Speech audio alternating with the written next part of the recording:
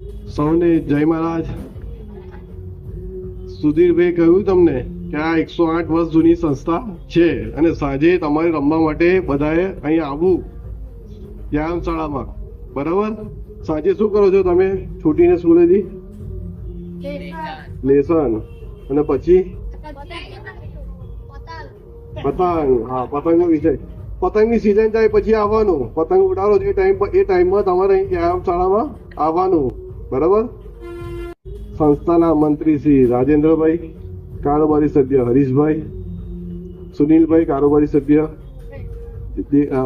મુકેશભાઈ મારી સાથે કારોબારી સભ્ય છે, મેનેજર દેવેન્દ્રભાઈ, આજના ટુર્નામેન્ટના રેફરી અને કર્મચારી ગણ વ્યાયામશાળાના આપ સૌએ ખૂબ સારી જહેમત કરી. આજે હું પહેલી વખત જ મેં કબડ્ડીની ગેમ્સ આ રેફરી સાથે જોઈ કેવી રીતે રમાય છે.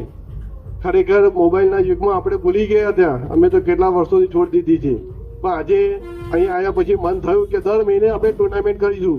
અને તમારે અહીં અમને કહેવાનું છે કે આવતા મહિને કઈ ટુર્નામેન્ટ રાખી છે, તો મંત્રી સાહેબ અને આપણા જે કર્મચારી ગણ છે એ તમારા માટે આયોજન કરશે અને તમારે બધાએ ભાગ લેવાનો છે. તમારી સાથે બીજા છોકરાઓને બી લાવવાના છે. બરાબર? લાવશો ને? હા, મોબાઈલ છોડી દેજો. મોબાઈલનો જો વાર છે કોલેજ પછી વાપરજો. બરાબર? બીજું કંઈ ના કહેતા, આજે તમે રવિવારની રજા હોવા છતાં આવ્યા છો તો સંસ્થા વતી હું તમારો આભાર વ્યક્ત કરું છું. અને પ્રમુખશ્રીએ પણ તમને શુભેચ્છા પાઠવી. જે લોકોએ ભાગ લીધો છે, જે જીત્યા છે તેમને અમે અભિનંદન પાઠવીએ છીએ. અને જેને હારી ગયા છે પણ એ લોકોએ પણ પ્રયત્ન કરે છે તેમને પણ અભિનંદન પાઠવીએ છીએ. આવી રીતે વખત તમે આવજો આ સંસ્થામાં. ફરીથી સૌને જય મહારાજ. ઇન્ટર સ્કૂલની કબડ્ડીની ટુર્નામેન્ટ હતી. એમાં લગભગ 8 ટીમોએ ભાગ લીધો હતો અને દર વર્ષે આ રીતે અમે આ ટુર્નામેન્ટ યોજીએ છીએ. કબડ્ડી, બાસ્કેટબોલ, લંગડી છે, વોલીબોલ છે, બધી જ અલગ અલગ ટુર્નામેન્ટો રાખીએ છીએ અમે.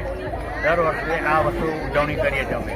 એમાં લગભગ આજે 150 થી 150 છોકરાઓની હાજરીમાં આ ટીમ આજે રમી. એમાં 2 ફાઇનલમાં વિવેકાનંદની બંને ટીમ આવી છે.